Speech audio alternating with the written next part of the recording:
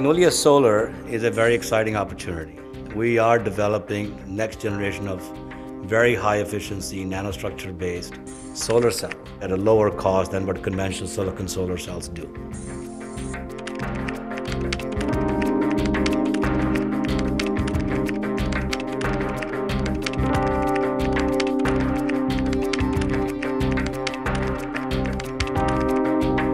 About 80–85% of the market is based on silicon technologies. The other part, which is growing much more rapidly, is actually based on thin film. So we are working in the thin film area.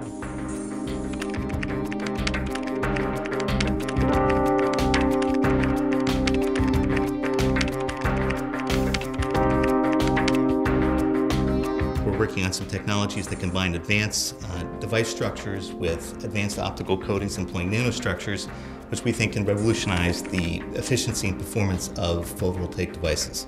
We have been working with Magnolia Solar for over a year now, and we are very excited with the prospects of the next generation solar technologies that we have in the pipeline.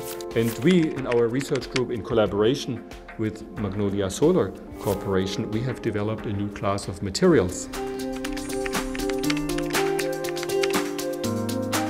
The basic idea is we want to make sure that all the light gets into the solar cell. Any light that's reflected off the surface is a loss.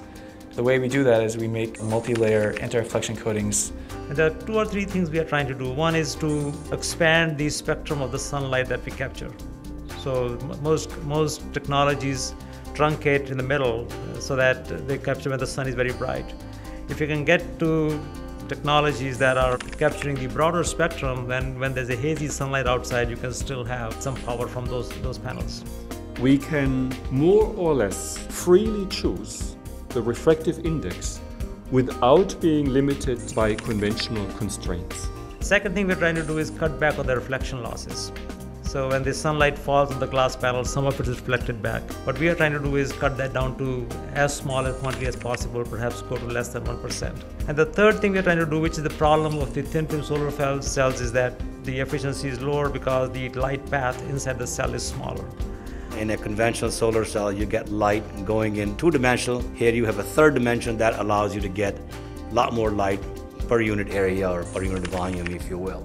And also adding on top of that the ability to keep and capture the light, what we generally refer to as light trapping. That should help immensely in enhancing the solar cell efficiency. This is a revolutionary technology, this is an unprecedented technology, and it is better. It is clearly better than anything on the market at the present time.